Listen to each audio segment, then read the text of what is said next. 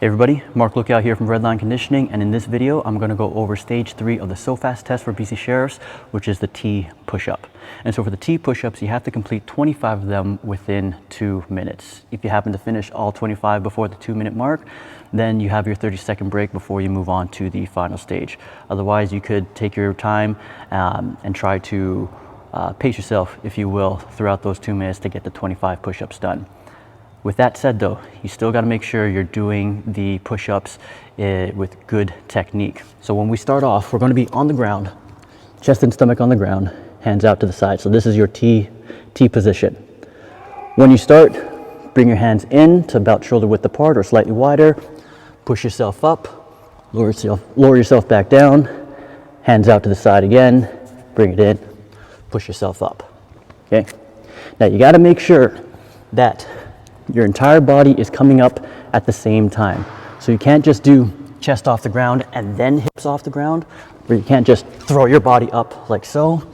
Think of your entire body as one unit. So like shoulders, hips, and legs is just one solid unit or one solid plank as you push up. The other thing you want to think about when you're doing the push-up is not rely entirely on the arms.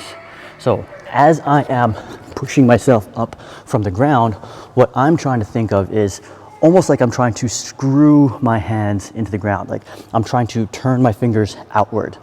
Now, obviously, as I push up, the fingers themselves aren't going to push. You're not going to see the hands push outwards. But that idea of doing so is going to allow me to use my chest more, which is exactly what you want to do for the T push-ups or push-ups in general. Push-ups is not about the arms, it's about the chest.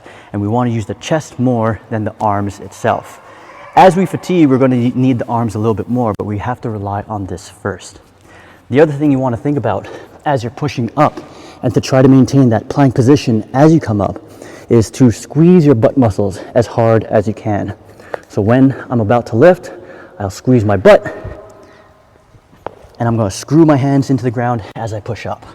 So I'm squeezing my butt right now, and as I'm pushing, I'm squeezing the hands into the ground to allow myself to come up in one solid plank position. All right. Now, depending on your strength levels, you may not have to squeeze your butt or rely on your butt as much in the early stages, but as you start to fatigue and feel like you're cranking through the low back to do the push-up, that's where you have to really think about getting your butt muscles involved, getting your glutes involved to give you that stability as you come up for the push-ups. So again, that is the third stage for the T push-ups. You have to complete 25 of them within 2 minutes. If you have any questions about that, please leave a comment below or feel free to email us at redlineteam@rlconditioning.ca.